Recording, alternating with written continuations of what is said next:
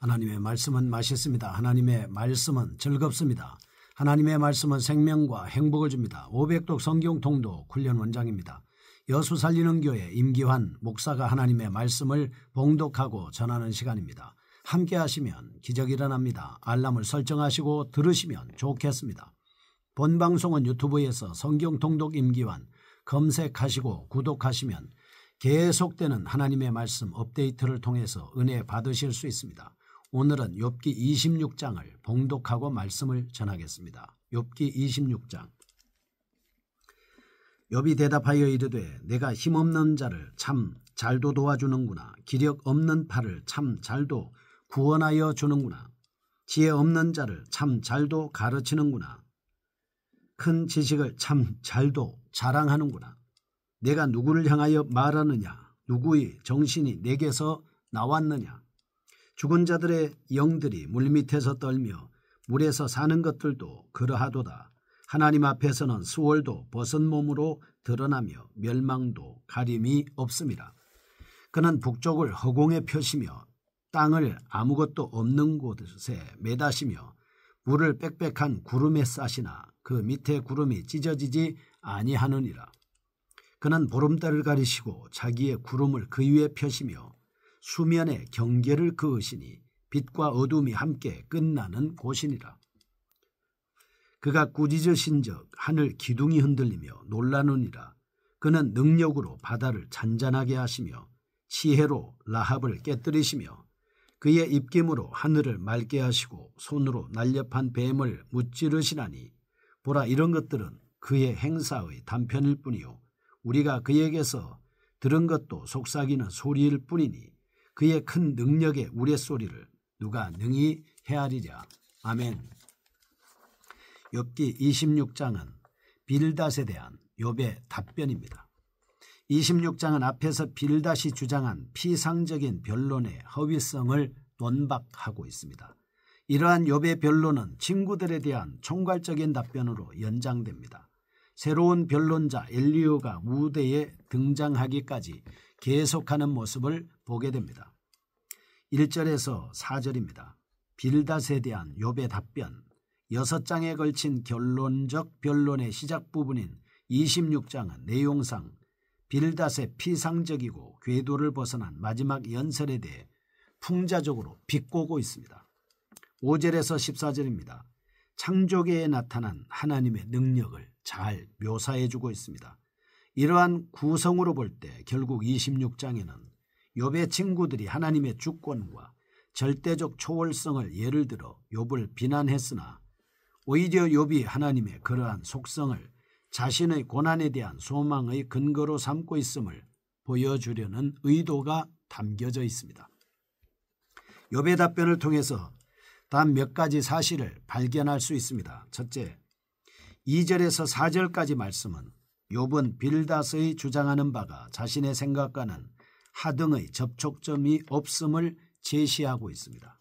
사실 욥이 고통에 대해 인내하고 그 문제를 변론할 때에도 빌닷은 다른 친구들과 다름없이 이를 범죄 때문에 고난받는 한 죄인의 항변 정도로만 생각을 했습니다. 둘째입니다. 5절에서 14절 창조계에 나타난 하나님의 지혜와 권능을 잘 제시해주고 있습니다. 욥이 지금까지 취한 친구들에 대해 비방하는 것에서 자신의 문제와 직결된 하나님께 대해 관심을 갖고 있음을 잘 나타내주고 있습니다. 그래서 우주계를 운행하시는 하나님의 무한한 능력을 하나님의 지혜에 관련한 논의로 전개해 나가고 있습니다. 욥은 자신의 무죄성에 대한 변호와 아울러 하나님의 섭리의 신비에 대한 욥의 소망을 보여주려는 것이다 라고 하는 것을 볼 수 있습니다. 먼저 26장 1절에서 4절에 나타난 빌닷에 대한 욥의 반박하는 말씀을 한번 살펴보겠습니다. 1절에서 4절 욥이 대답하여 이르되 내가 힘없는 자를 참 잘도 도와주는구나. 기력 없는 팔을 참 잘도 구원하여 주는구나. 지혜 없는 자를 참 잘도 가르치는구나. 큰 지식을 참 잘도 자랑하는구나. 내가 누구를 향하여 말하느냐. 누구의 정신이 내게서 나왔느냐. 이렇게 말씀해서 하나님의 지혜와 권능을 말씀하고 있는 5절에서 14절에 비해서 자신의 주장과 접촉점이 없는 사실을 빈정대고 조소하는 내용을 참 잘도 도와주는구나, 구원하는구나, 가르치는구나, 자랑하는구나 이렇게 표현함을 통해서 빈정대고 조소하는 모습을 볼 수가 있겠습니다. 2절에서 3절 욥의 처지에 조금도 도움이 되지 못한 빌닷의 변론을 조롱하고 있습니다. 2절에서 3절이 그런 말씀입니다. 네가 힘없는 자를 참 잘도 도와주는구나. 기력 없는 팔을 참 잘도 구원하여 주는구나. 지혜 없는 자를 참 잘도 가르치는구나. 큰 지식을 참 잘도 자랑하는구나. 이렇게 해서 조금도 도움이 되지 못한 빌닷의 변론에 대해서 조롱하고 있습니다. 4절은 그의 변론이 자신의 의견이 아니라 타인의 말을 반복했음을 비꼬고 있습니다. 4절 내가 누구를 향하여 말하느냐, 누구의 정신이 내게서 나왔느냐 이렇게 비꼬고 있죠.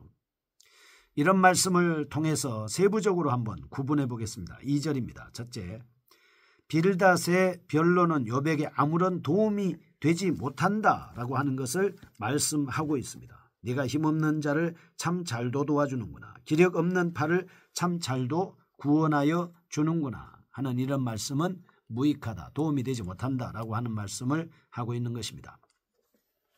사실 빌닷을 비롯한 욥의 친구들은 욥이 처한 재난을 도울 생각으로 나름대로의 변론을 하였으나 그들은 오히려 번뇌케 하는 안위자일 뿐이었습니다.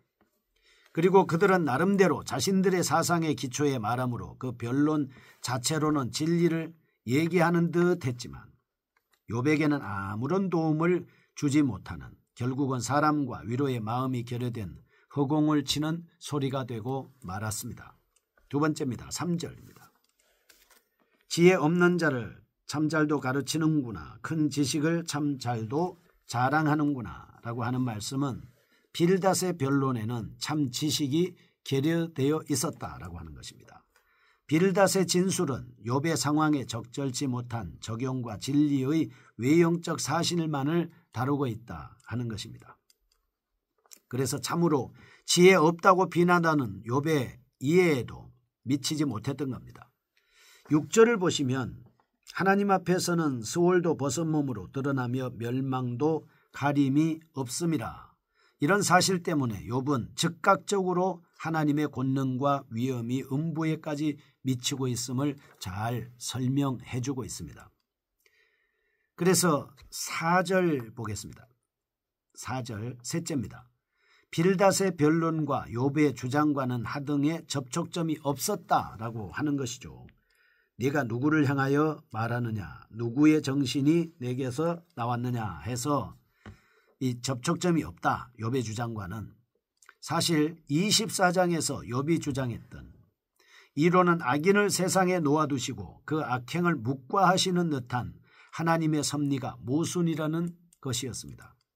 그러나 빌닷은 하나님의 권능과 어미에 비해 깨끗하지 않은 인간이라는 비교적인 관점을 통해 욥이 죄인이라는 사실을 간접적으로 주장을 하고 있습니다. 교훈입니다. 어려움에 처한 형제를 돕기 위해서는 그 상황을 잘 이해해야 합니다. 그리고 위로해서 하나님께 대한 확신을 갖게 해야 합니다. 그리고 소망을 갖게 해야 합니다. 성도는 언어 사용에 있어서 자신의 말이 하나님께 영광이 될 만한 것인지 아니면 사람에게 상처를 주는 말인지 이런 부분들을 잘 살펴서 말을 해야 한다 하는 것이죠. 5절에서 14절 두 번째입니다. 측량 못할 하나님의 권능을 말씀하고 있습니다. 하나님의 지혜와 권능을 찬양하고 있습니다.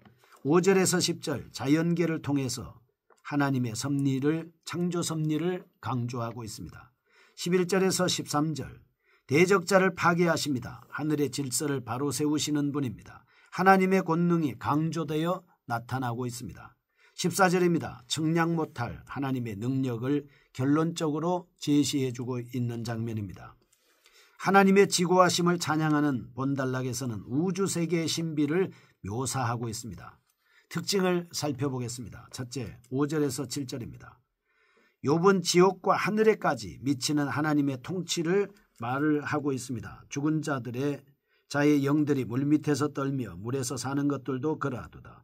하나님 앞에서는 수월도 벗은몸으로 드러나며 멸망도 가림이 없으리라. 그는 북쪽을 허공에 펴시며 땅을 아무것도 없는 곳에 매다시며 라고 말씀을 합니다. 하나님의 통치 말하고 있는 것이죠. 그는 빌닷의 주장과는 정반대쪽에서부터 진술을 시작합니다. 빌닷은 하나님께서 지극히 높은 곳인 하늘의 통치 세력을 펴신다고 언급하셨지만 욥은 5절에서 하늘뿐 아니라 음부에까지 지배력을 미치시는 하나님의 권능을 노래하고 있습니다. 죽은 자의 영들이 물밑에서 떨며 물에서 사는 것들도 그러하도다 이렇게 말씀을 하고 있습니다. 둘째, 8절에서 13절 욥은 창조계를 운행하시는 하나님의 섭리를 말하고 있습니다. 8절 물을 빽빽한 구름에 싸시나 그 밑에 구름이 찢어지지 아니하느니라 이렇게 말씀하셨죠. 10절입니다. 수면에 경계를 그으시니 빛과 어두움이 함께 끝나는 곳이니라. 어둠을 한정하셨다라고 하는 사실입니다. 이는 하나님의 섭리에 종속되어 있는 자연 현상을 표현한 것입니다. 대기 중에 존재하고 있는 기상의 법칙, 태양계의 법칙에 대해서 말씀을 하고 있습니다. 이렇게 본다면 하나님은 이 세상을 어떤 법칙에 의해서 운행하고 계신다라고 하는 것을 알 수가 있습니다. 특히 11절에 보면 그가 꾸짖으신 즉 하늘 기둥이 흔들리며 놀라느니라 이렇게 말씀을 합니다. 꾸짖는다 하는 것이죠. 13절 보면 그의 입김으로 하늘을 맑게 하시고 손으로 날렵한 뱀을 무찌르시나니 이렇게 말씀을 합니다. 무찌르신다라고 하는 표현은 논의의 여지가 있지만 자연계의 현상을 통제하시는 하나님에 대한 경외심을 불러일으키는 표현입니다. 셋째, 14절입니다. 보라 이런 것들은 그의 행사의 단편일 뿐이요 우리가 그에게서 들은 것도 속삭이는 소리일 뿐이니 그의 큰 능력의 우레소리를 누가 능히 헤아리랴 말씀을 하고 있습니다. 14절에서 욥은 인간에게 알려진 하나님의 섭리가 일부분에 불과하다고 결론을 내리고 있습니다. 그는 위에서 언급한 하나님의 창조와 섭리의 위대하심이 하나님의 전체 사역을 표현하는 시작에 지나지 않는다라고 말하고 있는 것이죠. 본단락에서 하나님의 창조 섭리 사역을 크게 부각시킵니다. 동시에 인간의 이성은 그 섭리의 극히 일부분밖에 될 수 없다라고 주장을 하고 있는 것입니다. 욥은 14절에서 하나님의 능력이 비록 제한적이긴 하지만 피조된 자연 만물 속에서 나타나고 있음을 인정하고 있기 때문입니다. 8절 보겠습니다. 물을 빽빽한 구름에 싸시나 그 밑에 구름이 찢어지지 아니하느니라. 10절 수면에 경계를 그으시니 빛과 어둠이 함께 끝나는 곳이니라. 13절 그의 입김으로 하늘을 맑게 하시고 손으로 날렵한 뱀을 무찌르시나니 이렇게 8절과 10절 13절 말씀은 하나님의 창조와 섭리 사역을 자연을 통해서 묘사한 표현들이 많이 나타나고 있습니다. 이와 아울러 하나님을 인격화해서 묘사하는 신인 동형 동성론적 표현이 사용되고 있습니다. 만약 하나님의 통치가 음부에까지 미치고 있다면 하나님께서 인간 세계 특히 인간의 마음속까지도 살피시고 다스리시는 것은 당연하다라고 하는 것이죠. 그러기에 성도들은 언제나 하나님 앞에서 정직하고 겸손해야 합니다. 피조된 자연 세계를 볼 때 하나님의 창조 능력과 또 그 지으신 세계를 보존하시는 하나님의 섭리를 발견하게 되지만 이것은 단지 그 능력의 일부분이 인간의 이성으로 결코 이해할 수 없는 부분 또한 있다는 사실을 말씀하고 있습니다. 성도들은 계시의 완성, 그 자체이신 예수 그리스도의 삶과 신앙을 본받아야 합니다. 하나님의 온전하신 뜻을 본받아야 하는 것이죠. 그래서 우리의 모델은 예수 그리스도이고 우리는 푯대를 정해놓고 계속해서 믿음으로 전진해야 하는 것입니다. 거룩하신 하나님 아버지, 우리가 말씀을 붙잡고 예수 그리스도를 붙잡고 하나님의 능력과 신성을 붙잡고 하나님의 말씀을 통해서 전진하는 저희가 되게 하여 주옵소서. 예수님의 이름으로 기도합니다. 아멘.